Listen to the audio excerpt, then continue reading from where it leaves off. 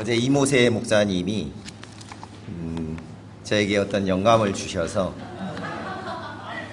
저도 여러분께 지적질을 해서 일으켜 세워가지고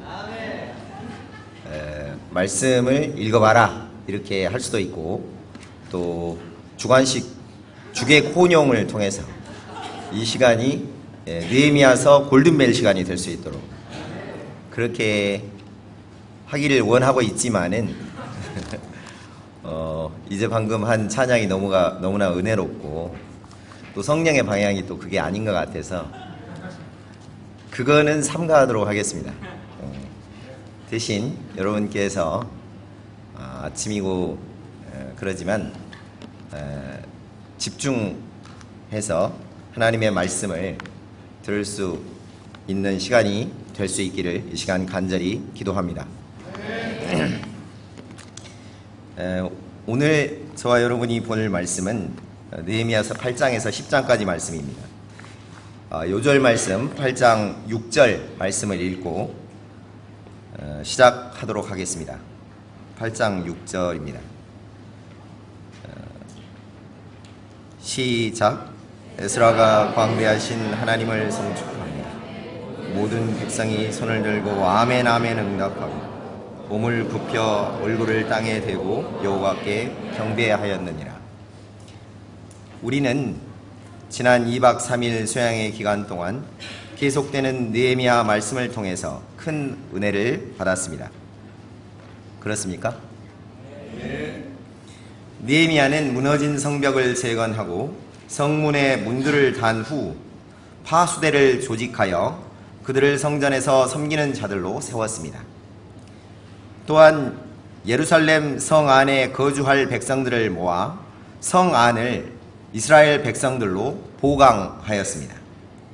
이렇게 해 외적인 예루살렘 성 중건 역사가 완전하게 완료가 되었습니다. 그러나 하나님의 뜻은 여기에 머무르는 것이 아니었습니다. 하나님은 이제 이스라엘 백성들의 내면에 거룩한 예루살렘 성이 중건되기를 원하셨습니다. 오늘 이 말씀을 통해 우리 모두가 이스라엘 백성들의 하나님 말씀에 대한 경외심, 또 그에 따른 회개와 실제적인 순종의 자세를 배울 수 있기를 기도합니다. 이를 통해 우리 각 사람의 내면에 무너진 마음의 성벽이 완전하게 중건되어지는 역사가 모두 일어날 수 있기를 간절하게 기도합니다. 파트 1, 무너진 내면의 성벽 재건의 첫 번째 단계, 말씀에 대한 갈급함과 눈물의 회개. 8장 1절에서 12절까지 말씀입니다. 다 같이 8장 1절을 보십시오. 이스라엘 자손이 자기들의 성읍에 거주하였더니 일곱째 달에 이르러 모든 백성이 일제히 수문 앞 광장에 모여 학사 에스라에게 여호와께서 이스라엘에게 명령하신 모세의 율법책을 가져오기를 청하매, 성벽을 중건한 후 닷새 정도 지나 유대의 종교력으로 7월 1일이 되었습니다. 이 날은 유대 민간력으로는 새해를 시작하는 1월 1일, 곧 신년 첫날이었습니다. 전 세계 모든 나라가 신년 첫날에 어떤 의미를 부여하고 또 뭔가 기억에 남을 수 있을 만한 일을 하는 것처럼 이스라엘 백성 역시 바벨론 포로 시절 이전부터 쭉 줄곧 그래왔습니다. 먼저는 크게 나팔을 불어 모든 백성을 불러 모았습니다. 그래서 이날을 나팔절이라고도 합니다. 그리고 다 같이 모여 살찐 것을 먹고 단 것을 마시며 크게 즐거워하였습니다. 그러면서 그들은 그날을 하나님의 거룩한 날이라 또 여호와의 성일이라고 하며 지켰습니다. 그런데 그해 신년 첫날은 더욱더 의미 있는 그런 날이었습니다. 바로 이방인에 의해 무너진 예루살렘 성이 성벽을 포함해 160여 년 만에 완전하게 중건되어진 것을 기념하는 날이었습니다. 때문에 이스라엘 백성들은 남녀 모두 말씀을 알아들을 수 있는 사람이라면 누구나 다 수문 앞 광장에 모여들었습니다. 그 당시 수문 앞 광장은 에스라 10장 9절에 나오는 하나님의 전 앞 광장과 동일한 장소였습니다. 또한 수문, 영어로는 오늘 말씀의 제목인 워터게이트, 이 워터게이트는 물의 문이라는 뜻으로 당시 기혼샘과 연결된 문이었습니다. 이스라엘 백성들이 기혼샘이 연결된 문 앞 광장, 곧 하나님의 전이 보이는 넓은 장소에 모인 목적이 무엇일까요? 그냥 단순히 매년 하던 연례 행사를 치르기 위해 모였을까요? 아닙니다. 우리는 본문 말씀 속에서 그들이 모인 목적을 어느 정도는 알 수 있습니다. 1절 하반절을 잘 살펴보면 그들이 먼저 학사 에스라를 통해 하나님께서 그들에게 명하신 율법책을 가져오기를 청했다는 것을 알 수 있습니다. 먼저 가져오기를 청했다. 성벽 재건을 마친 후 그들은 왜 먼저 하나님의 말씀을 찾았을까요? 어떤 면에서 그들의 이런 요구는 지금 현재 그들의 영적인 상태, 다시 말해 영적인 갈급함이 강렬한 그들의 상황을 대변해주는 요구라고 할 수 있습니다. 그랬습니다. 사실 이스라엘 백성들은 지금 영적으로 너무나 갈급해 있었습니다. 사슴이 시냇물을 찾기에 갈급한 것처럼 그런 갈급함이 그들 모두에게 있었습니다. 그 갈급함이 그들로 하여금 성벽 중건 후에 하나님의 말씀을 먼저 찾게 만들었습니다. 다 같이 3절 말씀을 보십시오. 수문 앞 광장에서 새벽부터 정오까지 남자나 여자나 알아들 만한 모든 사람 앞에서 읽음에 뭇 백성이 그 율법책에 귀를 기울였는데, 본절에는 그들의 영적인 갈급함이 좀 더 구체적으로 드러나 있습니다. 먼저 그들의 갈급함은 새벽부터 정오까지에 드러나 있습니다. 새벽을 대략 오전 5에서 6시경으로 보고 정오를 12시로 보았을 때 새벽부터 정오까지는 약 6 내지 7시간 동안을 의미합니다. 말씀에 갈급했던 백성들은 하나님의 말씀을 듣기 위해 새벽부터 일어나 약 6에서 7시간 동안 말씀을 들었습니다. 우리 인간이 집중해서 뭔가를 들을 수 있는 시간이 약 30분 정도입니다. 그런데 그들은 이 30분에 12배에서 14배인 6에서 7시간 동안 하나님의 말씀을 들었습니다. 그 말씀이 비록 딱딱하고 재미가 없었지만 또 무엇보다 중동의 한낮 태양빛이 뜨겁게 내리쬐고 배도 고팠지만 집중해서 하나님의 말씀을 들었습니다. 도대체 뭘 근거로 집중해서 들었다는 것을 알 수 있을까요? 이는 본절에 나온 귀를 기울였다라는 말씀을 통해 알 수 있습니다. 귀를 기울였다는 것은 집중해서 듣다, 경청하다라는 의미입니다. 해서 NIV 성경에서는 이 부분을 그냥 들리다, 영어로 hear이라고 하죠. 로고 쓴 것이 아니고 영어로 listen이라고 썼습니다. 이것은 뭔가를 집중해서 듣다라는 뜻입니다. 그들의 이런 경청과 집중을 통해 그들은 하나님의 살아있는 말씀이 기온샘에서 흘러나오는 시원한 생수처럼 자신들의 메마른 영혼을 시원하게 적셔주기를 고대하고 있었습니다. 그러면 그들은 왜 그토록 하나님의 말씀에 갈급했던 것일까요? 왜 다른 것도 아니고 성벽 중건 후에 하나님의 말씀에 갈급해 있었을까요? 이스라엘은 느헤미야의 인도하에 성벽 재건의 역사를 이루므로 하나님의 백성으로서 정체성을 어느 정도 회복하였습니다. 그러나 그들은 뭔가 영적으로 허전함을 느꼈습니다. 왜냐?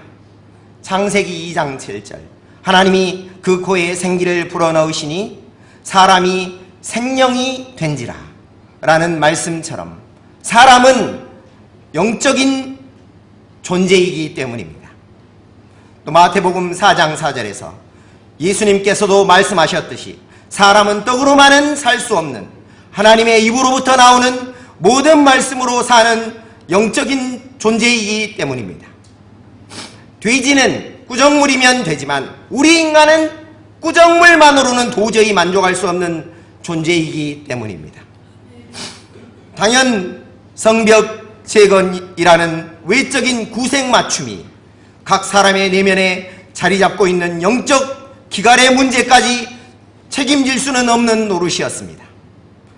더욱이 그들은 바벨론 포로 생활 약 70년, 그리고 성벽 재건까지 약 90년, 도합 약 160년의 세월을 고된 포로 생활로 인해 또 포로 귀환 후에는 세파에 찌든 삶만을 영위한 것으로 인해 하나님의 말씀을 제대로 접해보지를 못한 채 살았습니다. 이 때문에 무너진 성벽을 중건하여 하나님의 백성으로서 자존심을 회복한 그들이었지만 그들 내면의 성벽은 여전히 허물어진 채 남아있을 수밖에 없었습니다.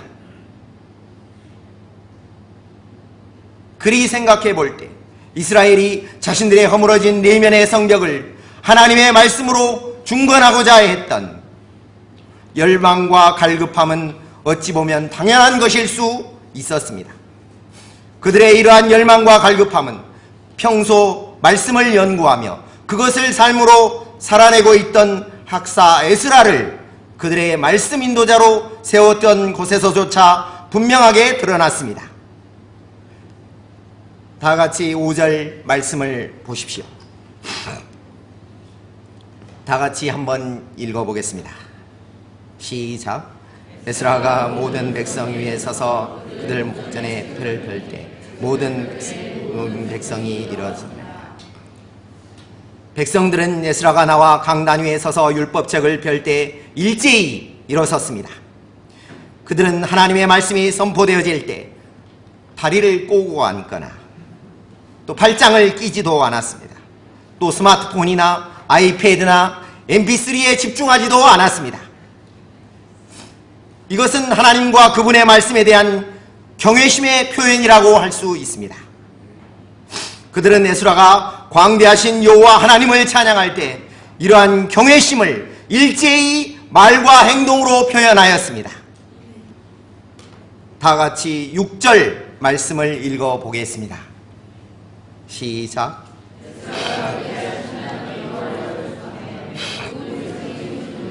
아멘 아멘 하고 응답하고 몸을 굽혀 얼굴을 땅에 대고 여호와께 경배합니다. 아멘 아멘. 이것은 말씀에 대한 강한 응답입니다. 또한 땅에 엎드렸다는 것은 말씀에 대한 절대적인 순종을 다짐하는 구체적인 표현이라고 할 수 있습니다. 그들은 하나님의 말씀 앞에 두 마음을 품지 않았습니다. 말씀을 취사 선택하려고도 하지 않았습니다. 그들의 마음 속에는 무슨 말씀을 듣든지 그 앞에서 회개하고 이제는 믿음과 순종의 역사를 이루겠다는 분명한 결단이 있었습니다. 오늘날 우리 신자들에게 필요한 자세가 바로 이런 자세가 아닌가 싶습니다. 우리 역시 하나님의 말씀을 들을 때 이스라엘 백성들처럼 아멘 아멘으로 분명하게 응답해야 합니다. 말씀이 부담스럽다고 말씀 앞에서 애매한 태도를 취할 것이 아니라 어떤 말씀이든 결단과 순종하는 자세를 가지고 적극적으로 영접해야 합니다. 무엇보다 말씀을 들을 때마다 마치 하나님 앞에서 그 말씀을 듣는 것처럼 떨림과 경외함을 가지고 엎드려 말씀을 받고자 해야 합니다. 특별히 우리 모임은 하나님의 말씀과 뗄래야 뗄 수 없는 상관관계를 갖고 있는 모임이라고 할 수 있습니다. 그래서 명칭 또한 대학생 뭐 읽기? 성경 읽기 선교회입니다. 여러분, 이런 모임의 구성원으로서 여러분 자부심이 있습니까?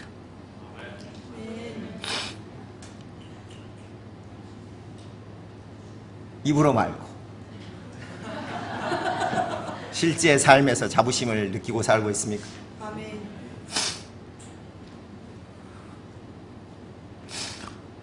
이런 모임의 구성원으로서 여러분 자신은 지금 현재 하나님 말씀에 대한 자세가 어떻다고 생각하십니까?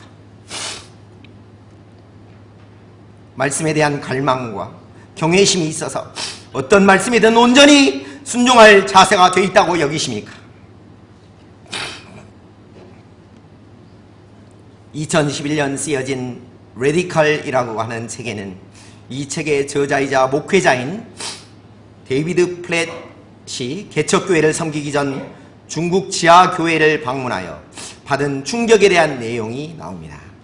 중국의 지하교회 성도들은 하나님 말씀에 대한 영적인 갈망감으로 인해서 말씀을 배우기 위해 하루 종일 몇십 리길을 걸어서 오기도 하고 아침 일찍 일어나 비포장비를 자전거를 타고 오는 것이 다반사였습니다. 거기에는 신학교도 또 성경선생도 없었던 그들, 또 북신한 의자도 없었고 찬양팀도 없었고 기타도 없었고 주보도 없었던 그들은 8시간, 12시간 전혀 흐트러짐이 없는 자세로 오직 하나님의 말씀만을 경청했습니다. 그 다음날은 아침부터 밤늦게까지 하루 종일 하나님의 말씀을 배우기를 원했습니다. 하루는 성경 공부 모임에 중국 관리들이 들이닥쳐서 당장 그만두지 않으면 가진 모든 것을 잃어버릴 것이라고 위협했습니다. 그러나 그들은 눈물로 기도하며 말씀 공부 모임을 지속하고자 했습니다. 무엇보다 언제 어디서든 복음을 전파하라는 말씀에 순종하고자 미래가 보장되어 있는 직장을 버리고 복음 자체가 불법화되어 있는 대학 캠퍼스나 산간 우지에 가는 것도 전혀 마다하지 않았습니다. 그래야 할 때 그들 가운데 소경이 눈을 뜨며 각종 질병이 치유되는 기적의 역사가 일어났습니다. 이들의 말씀에 대한 자세는 한마디로 갈망과 경외심, 또 그에 따른 절대적인 순종 그 자체였습니다. 이 시간 우리 모두가 중국 지하교회 교인들처럼 하나님 말씀 앞에 대한 자세를 새롭게 할 수 있기를 기도합니다. 이를 통해 하나님 말씀에 대한 갈구함과 경외심에 따른 순종의 자세를 다시금 새롭게 회복할 수 있기를 간절히 기도합니다.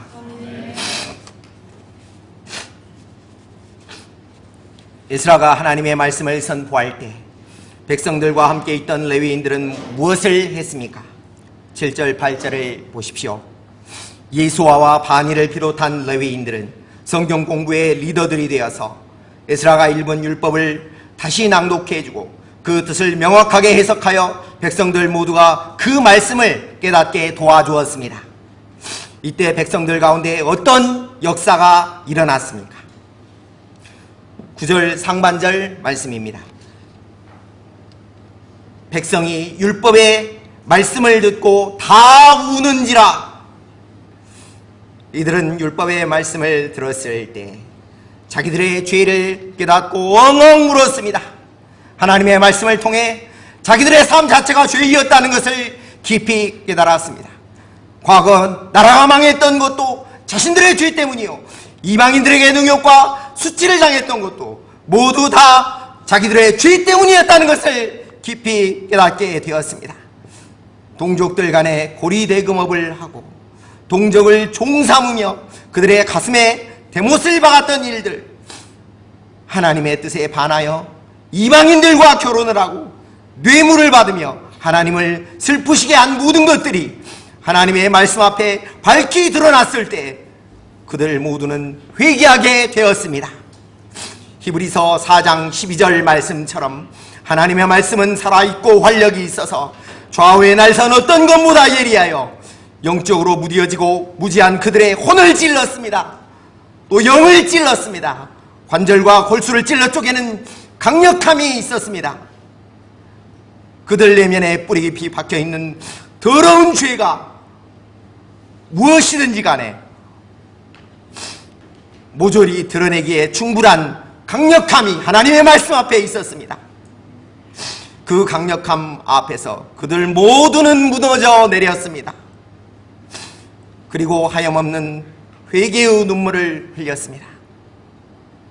그들이 흘린 회개의 눈물로 인해 수문 앞 광장은 그야말로 워터게이트가 되었습니다. 이처럼 진정한 부흥에는 통곡하는 눈물이 수반되기 마련입니다. 1907년 1월 평양의 장대현 교회에서도 자신의 죄를 애통해하며 눈물로 회개하는 역사가 있었습니다. 교회 부흥 사경회 때 자신의 친구가 죽으면서 자신의 가족을 잘 보살펴 달라며 맡기고 간 재산 중에 미화 100달러를 훔친 죄를 참석한 모든 사람 앞에서 자복하고 눈물로 회개한 길선주 목사 한 사람의 변화를 통해서 한국 기독교 대부흥의 역사가 시작되었습니다. 당시 교회 장로였던 그는 수많은 회중 앞에서 나는 나관과 같은 놈입니다,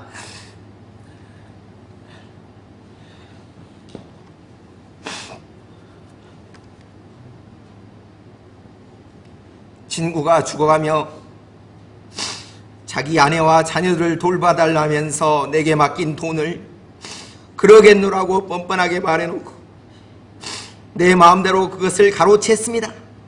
하나님, 이 죄인을 용서하여 주시옵소서. 제가 죽일 놈입니다 라고 고백하며 진실되게 회개하였습니다. 회개가 무엇입니까?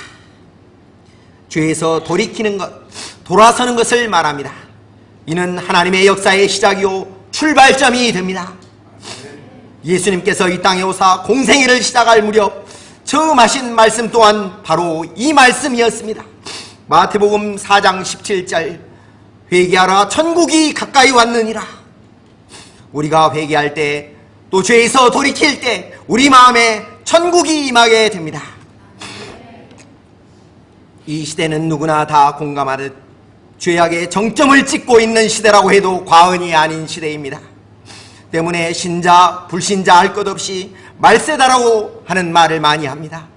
AI가 등장하고 드론이 사람의 일을 대신하며 서울에서 부산까지 불과 30여 분 만에 주파할 수 있는 열차, 이것을 일명 하이퍼루프라고 합니다. 이것을 머지않아 만들 수 있다는 이 첨단 과학의 시대에 우리가 굳이 말세를 운운해야만 하는 이유가 무엇입니까? 그것은 첨단 과학과 상관이 없는 인간의 악함 때문입니다. 그 악함이 예나 지금이나 크게 변함없기, 아니 더 심해졌기 때문입니다. 무엇보다 하나님을 모르는 사람들은 그렇다 치더라도 소위 하나님을 안다고 말하며 매주 꼬박꼬박 교회에 출석하는 우리 크리스찬들이 선한 영향력을 끼치지 못한 채 그 악함과 동화되어서 살고 있기 때문입니다. 그동안 우리 신자들은 하나님을 믿으며 산다고 살아왔지만 불신자들과 별반 차이가 없는, 아니 어떤 면에서는 그들보다 더 악한 죄악으로 하나님의 마음을 슬프시게 한 적이 많았습니다. 신명기 5장 6절에 하나님을 마음과 뜻과 힘을 다해 사랑하라는 말씀이 쓰여져 있는 것을 머리로는 잘 알고 있었지만 실제 마음으로는 사랑하지 못한 삶을 살았던 것이 사실입니다. 하나님을 사랑하기보다 부와 권력과 명예와 쾌락이 주는 그 바벨론 문화를 더 사랑하고 그 문화에 속해 있지 못한 것을 안타까워하는 삶을 살았던 것이 사실입니다. 그러면서 겉으로는 안 그런 척, 거룩한 척, 믿음이 있는 척하며 속으로는 온갖 위선과 거짓과 음란과 탐욕과 이기심 가운데 살아가고 있는 것이 사실입니다. 그래서 세상 사람들과 똑같이 더 좋은 대학, 더 좋은 과를 입학하기 위해서, 또 더 좋은 직장에 취업하기 위해서 아무런 고민 없이 주일이면 하나님께 드리는 예배보다 도서관이나 학원에 가는 것을 더 선택했습니다.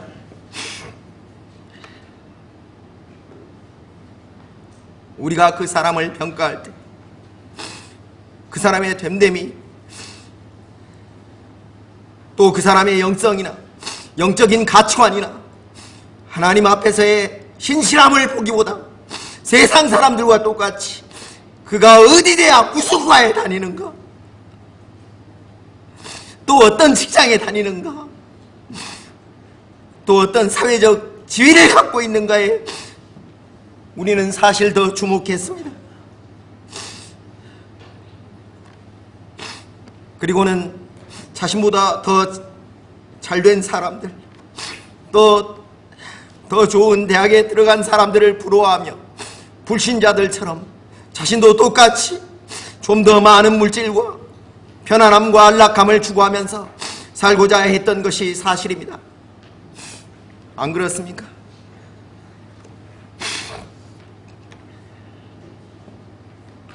하나님은 오늘 말씀에 나온 이스라엘 백성들이 당신의 살아있는 말씀 앞에 울며 회개하였던 것처럼 오늘 이 시간 이 세상의 죄악된 문화에 동화되어서 살아가고 있는, 전혀 영향력이 없이 살아가고 있는 저와 여러분, 우리 크리스찬들에게 동일한 회개를 촉구하고 계십니다.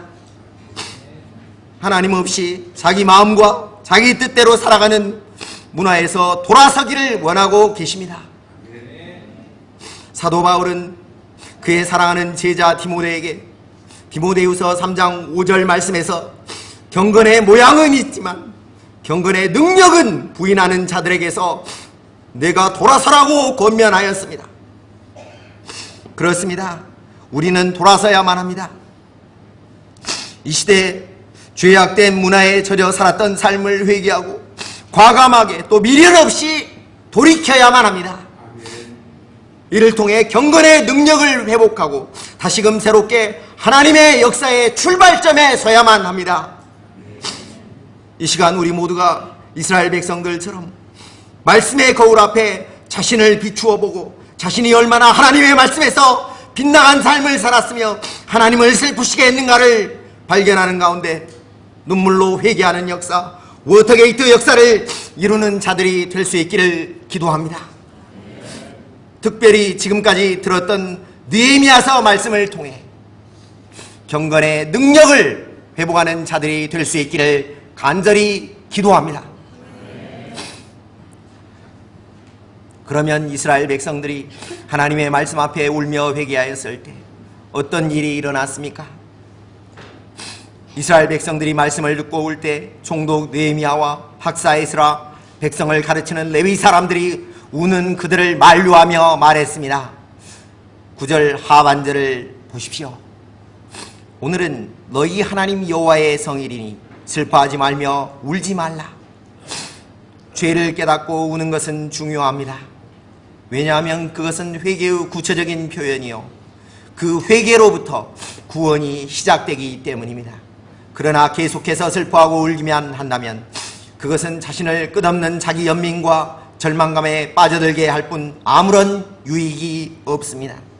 죄를 깨닫고 슬퍼하는 것보다 더 중요한 것은 그런 죄인들을 용서하시는 하나님의 사랑을 깨닫고 그 사랑에 감사하며 찬양하는 것입니다. 느헤미야는 계속하여 백성들에게 말했습니다.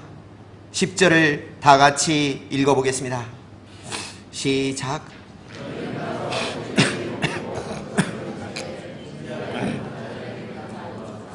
이날은 우리 주의 성일이니 근심하지 말. 여호와로 인하여 기뻐하는 것이 너희의 일이라.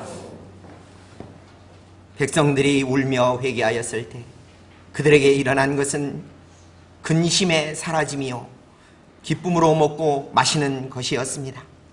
느헤미야는 울고 있는 백성들에게 이제 그만 슬퍼하고 맛있는 불고기 요리와 꿀차를 먹고 마시며 기뻐하라고 말했습니다.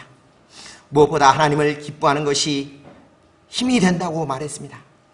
도대체 하나님을 기뻐하는 것이 어떤 면에서 볼 때 우리의 힘이 된다는 것입니까? 첫째로 하나님은 사랑과 긍휼이 풍성하신 분이라는 측면에서 우리의 힘이 됩니다. 하나님은 우리의 죄가 아무리 크고 아무리 무겁다고 해도 우리가 진실되게 회개할 때 조건 없이 용서해 주시는 분이십니다. 과거 이스라엘은 하나님 앞에 많은 죄를 범해 징계를 받아서 타국의 포로 생활을 할 수밖에 없었습니다. 그러나 하나님은 당신의 크신 사랑으로 이들을 용서하시고 다시 불러 모아 무너진 성벽을 건축하게 하사 그들을 회복시켜 주셨습니다. 느헤미야는 이 하나님의 용서의 사랑, 회복의 사랑을 생각함으로 더 이상 슬퍼하지 말라고 말했습니다. 이제는 그 사랑으로 인해 감사하며 기뻐하라고 말했습니다.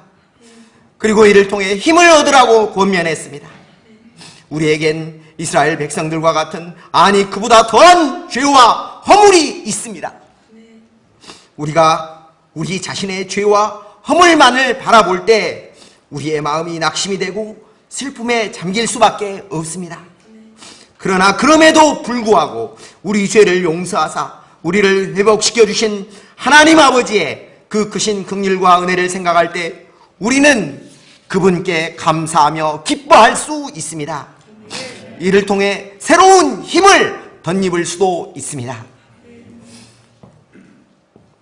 둘째로 하나님은 우리 인생들의 목자가 되신다는 측면에서 우리의 힘이 되십니다. 우리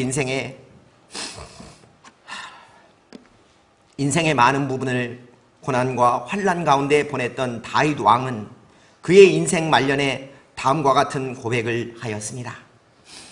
여호와는 나의 목자시니 내게 부족함이 없으리로다. 다윗은 사울 왕에게 쫓겨다니며 또 수많은 전쟁터에서 죽음을 넘나드는 고비를 수도 없이 겪었습니다. 그러나 그때마다 하나님이 그와 함께 하심으로 말미암아 그는 승리의 삶을 살 수 있었습니다. 이 때문에 그는 여호와가 자신의 목자가 되신다고 고백하였습니다. 자신의 선한 목자가 되사 자신을 항상 의의 길, 승리의 길로 인도해 주셨다고 고백했습니다. 다윗의 목자가 되셨던 하나님은 우리 인생에 있어서도 선한 목자가 되사 우리를 부족함이 없는 길로 인도하여 주십니다. 때를 따라 돕는 은혜를 베푸시고 우리의 모든 부족함을 친히 채워주십니다. 이 목자 되신 하나님을 생각할 때 힘이 나지 않을 수가 없습니다. 사람들은 권력이나 재물이나 명예나 자신의 인기나 쾌락 등을 통해 기쁨과 힘을 얻고자 합니다. 그러나 이러한 것들은 적어도 거듭난 우리 참된 신자들에게는 진정한 기쁨과 힘을 주는 대상이 절대로 되지를 못합니다. 만약 하나님보다 그러한 것들을 더 사모하고 더 기뻐하며 그러한 것들만을 의지하는 삶을 산다면 그 사람은 정말 참된 신자가 아니라고 단호하게 말할 수 있습니다. 오직 우리 하나님만이 우리가 영원토록 기뻐할 대상이 되십니다. 아멘. 우리의 힘이 되는 분이십니다. 아멘. 이런 하나님을 잘 알았던 하박국 선지자는 다음과 같이 말했습니다. 비록 무화과 나무가 무성하지 못하며 포도나무에 열매가 없으며 감람나무에 소출이 없으며 밭에 먹을 것이 없으며 우리의 양이 없으며 요양간에 소가 없을지라도 나는 여호와로 말미암아 즐거워하며 나의 구원의 하나님으로 말미암아 기뻐하리로다. 주 여호와는 나의 힘이시라. 나의 발을 사슴과 같게 하사 나를 나의 높은 곳으로 다니게 하시리로다. 이 시간 우리 모두가 이 하나님 한 분으로 말미암아 기뻐하는 자들이요, 내 상황과 형편이 어떠하든지 간에 오직 하나님 한 분만을 통해 새 힘을 덧입는 자들이 될 수 있기를 간절히 기도합니다. 파트 2, 무너진 내면의 성벽 재건의 두 번째 단계, 실제적인 삶의 변화.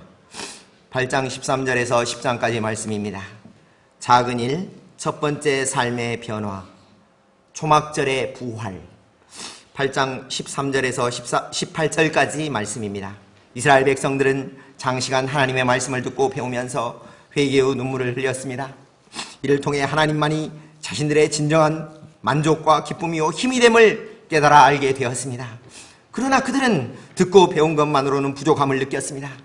이에 뭇 백성의 족장들과 제사장들과 레위 사람들이 율법의 말씀을 더 밝히 알고자 학사 에스라를 찾아갔습니다.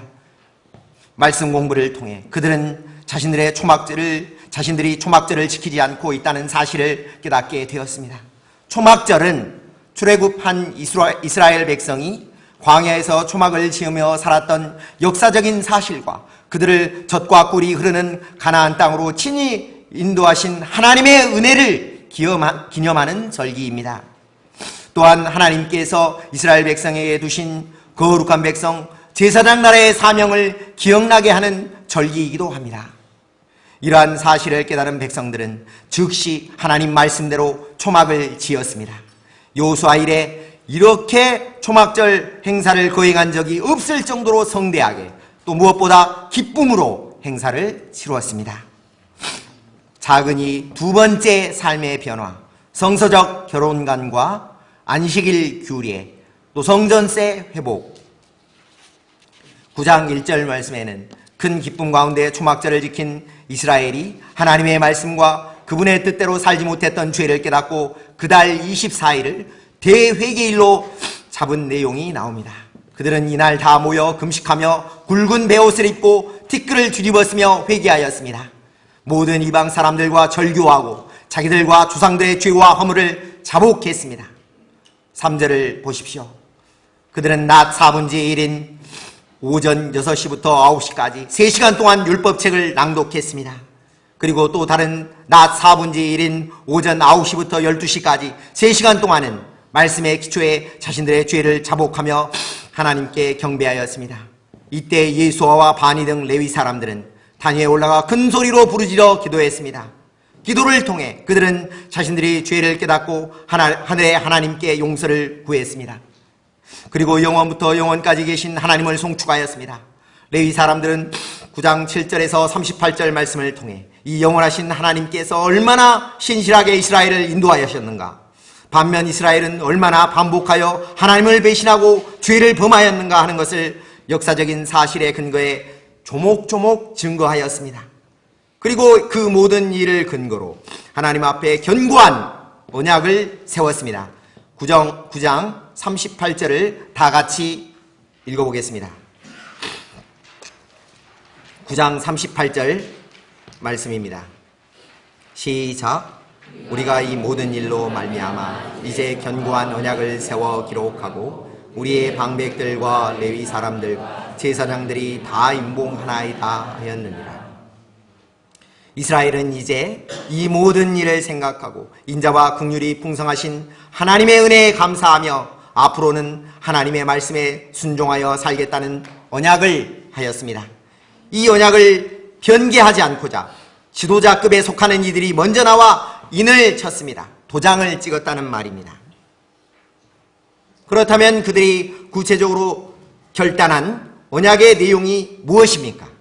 첫째, 그들은 하나님의 율법의 말씀을 쫓아 이방인과 결혼하지 않을 것을 맹세하였습니다. 10장 28절에서 30절 말씀입니다. 당시 많은 남자들이 이방 여인의 아름다움만을 보고 정욕에 기초한 결혼을 했습니다. 또 여자들은 이방의 재벌 2세들과 무력에 기초한 결혼을 했습니다. 그러나 이제는 하나님의 선민으로서 혈통을 흐리는 일을 다시는 하지 않기로 결단했습니다. 외모가 어떠하든 돈이 많든 적든 오직 하나님의 백성과만 결혼하기로 결단했습니다. 둘째, 안식일에는 상거래, 다시 말해 장사를 하지 않고 안식일과 안식년을 지키겠다고 말했습니다. 10장 31절 말씀입니다. 또 셋째, 하나님을 섬기는 성전 일을 위해 3분의 1 세계를 성전세로 드리고 성전의 제사를 위해 나무를 드리겠다고 약속했습니다. 10장 32절에서 34절까지 말씀입니다. 이스라엘의 이 세 가지 언약은 눈물의 회개를 통해 변화된 구체적인 삶의 결단들이었습니다.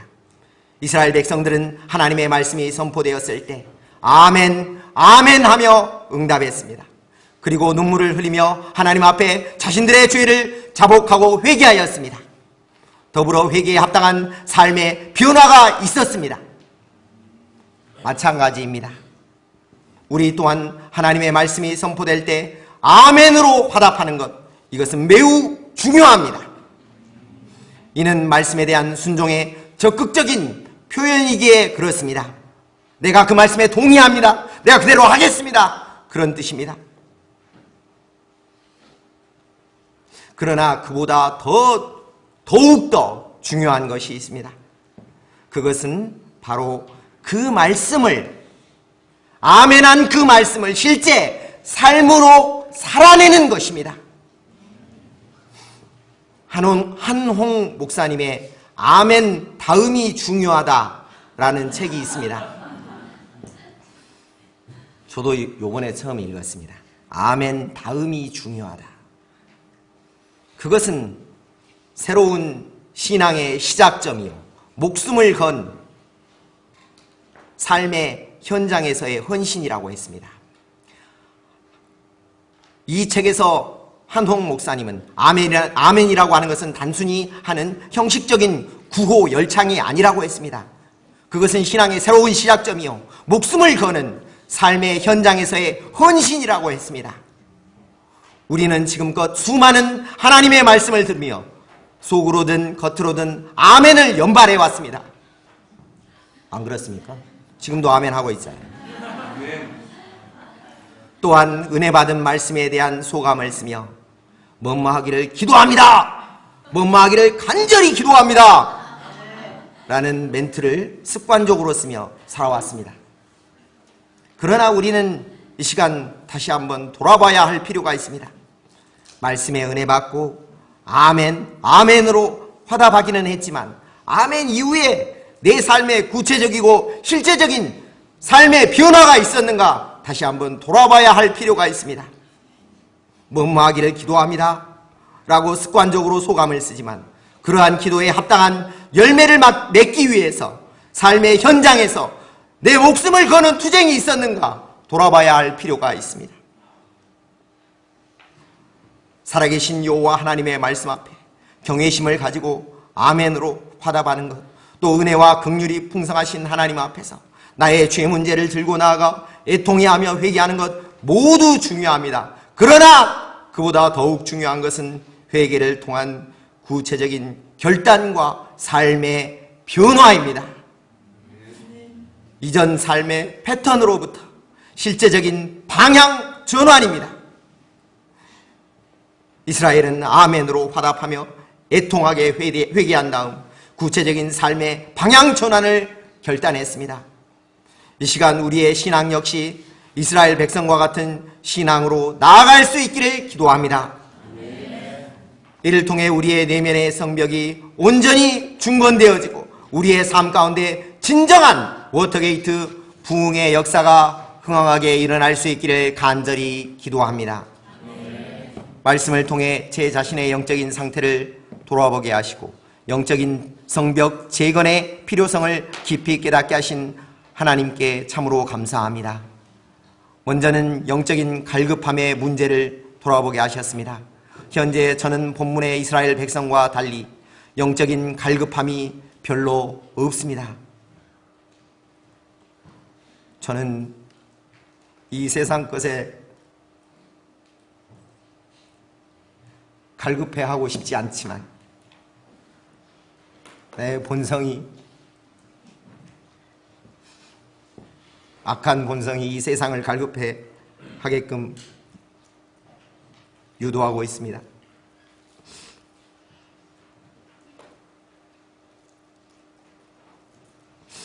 사실 이곳에서 처음 신앙생활을 시작했을 때를 돌아보면 안 그랬던 것 같습니다. 그때는 하나님의 말씀이 송이꿀보다 더 달다는 생각에 화장실에서도 하나님의 말씀을 보며 눈물을 흘렸습니다.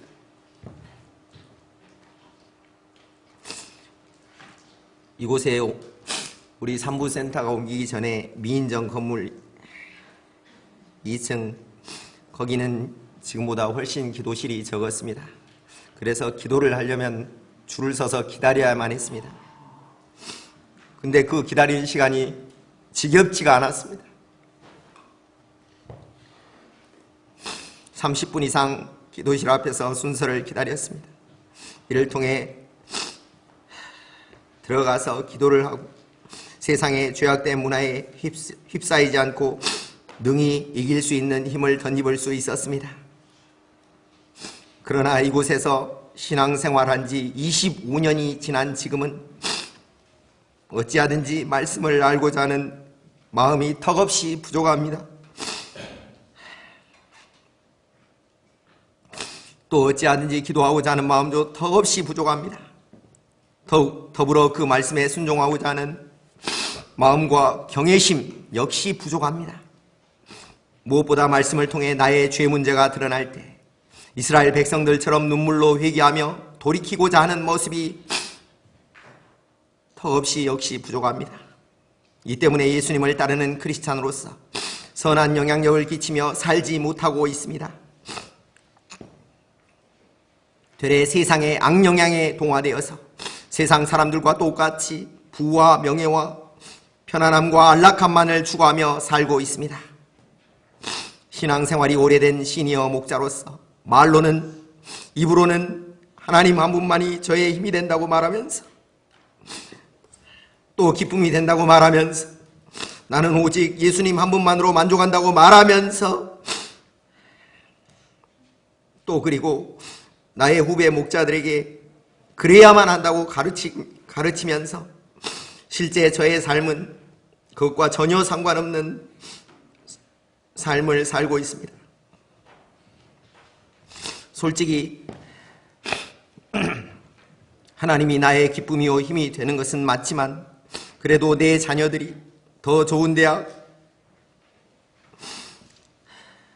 더 좋은 과에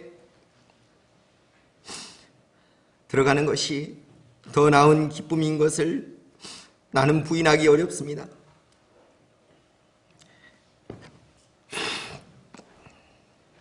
그런데 도대체 저는 왜 이렇게 영향력 없는 만딜은 소금과 같은 크리스찬이 되어버린 것일까요?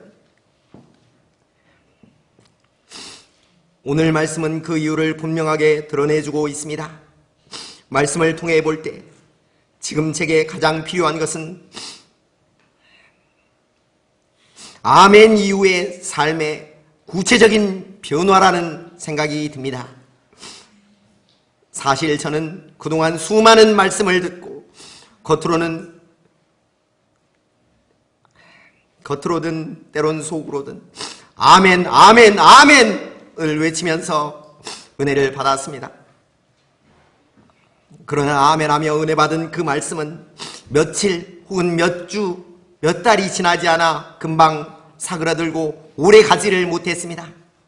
그 말씀이 구체적으로 내 삶에 적용이 되어서 내 삶에서 헌신이 묻어나고 내 삶에서 진정한 기쁨과 감사가 묻어나고 거룩함과 경건함이 묻어나지를 못했습니다. 그 패턴이 반복되었을 때 제 내면에 세상의 거대한 풍파로 인해 무너진 제 내면, 무너진 제 내면의 성벽은 좀처럼 완전하게 회복될 기미가 보이질 않았습니다.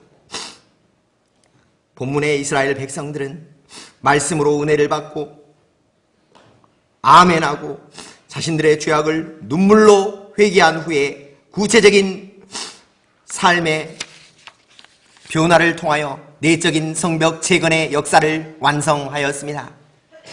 제가 이 시간 이러한 사실을 깊이 영접할 수 있기를 기도합니다. 아멘은 목숨을 건 삶의 현장에서의 헌신임을 깨닫고 은혜 받은 말씀을 작은 결단을 통해 실제적으로 적용함으로 구체적으로 1년 365일 양식을 깊이 써먹고 어찌하든지 하루 1시간 기도하고 그리고 그 양식 말씀을 하루하루 구체적으로 나의 삶에 적용하는 것을 통해 제 내면에 무너진 성벽이 재건되어지는 역사, 워터게이트 부흥의 역사를 체험하는 자가 될 수 있기를 이 시간 간절히 기도합니다. 오늘 말씀에서 이스라엘 백성들은 하나님 말씀에 대한 갈급함이 있었습니다. 이를 통해 장시간 간절함으로 하나님의 말씀을 받은 그들은 말씀의 기초에 자신들의 죄악을 눈물로 회개하였습니다. 그 결과 하나님 한 분만이 자신들의 온전한 기쁨이요 그분만이 자신들의 힘이 됨을 체험할 수 있었습니다. 그리고 그 체험을 통해 구체적인 삶의 변화를 꾀할 수 있었습니다. 그들의 아멘, 아멘은 구체적인 삶의 실천으로 분명하게 드러났습니다. 이를 통해 그들은 진정한 영적 성벽 재건 역사를 이루어낼 수 있었습니다. 이 시간 우리가 이 사실을 깊이 깨달을 수 있기를 기도합니다. 깊이 깨달아 이스라엘 백성들처럼 하나님 말씀에 갈급하여 그 말씀을 듣고 아멘으로 화답하며 눈물로 회개하는 역사가 우리 가운데 충만하게 일어날 수 있기를 이 시간 기도합니다. 무엇보다 그러한 아멘과 회개의 역사가 우리의 삶의 구체적인 변화로 극명하게 나타날 수 있기를 이 시간 간절히 기도합니다.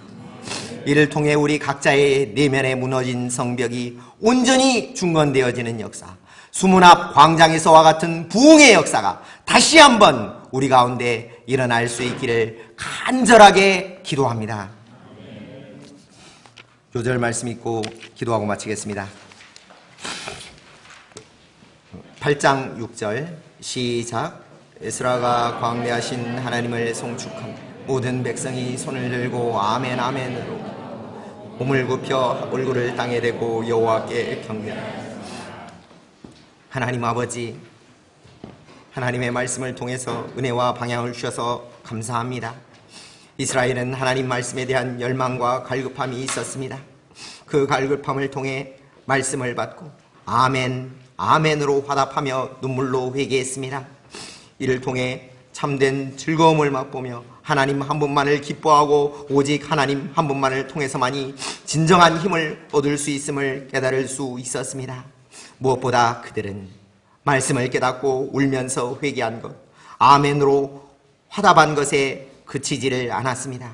그들은 그에 합당한 회개의 열매를 맺었습니다. 그것을 삶으로 살아냈습니다. 하나님 아버지, 이 시간 우리도 하나님 말씀 앞에 갈급하게 도와주시옵소서. 말씀 앞에 아멘으로 화답하며 나의 죄를 눈물로 회개하게 도와주시옵소서. 이를 통해 저희 내면에 하나님으로 인한 기쁨이 충만케 해주시기를 기도합니다. 무엇보다 하나님 당신만이 나의 힘이 되신다 고백하며 아멘으로 화답한 그 말씀 반드시 저희 삶으로 살아낼 수 있게, 그래서 열매를 맺을 수 있게 도와주시기를 이 시간 기도합니다. 이를 통해 나의 무너진 성벽이 중건되고 더 나아가 우리 가정과 사회와 국가의 무너진 성벽이 다시 중건되어지는 역사, 수문 앞 광장의 영적 부흥의 역사가 일어날 수 있기를 이 시간 간절히 기도합니다. 이 모든 말씀 예수 그리스도의 이름으로 기도합니다. 아멘.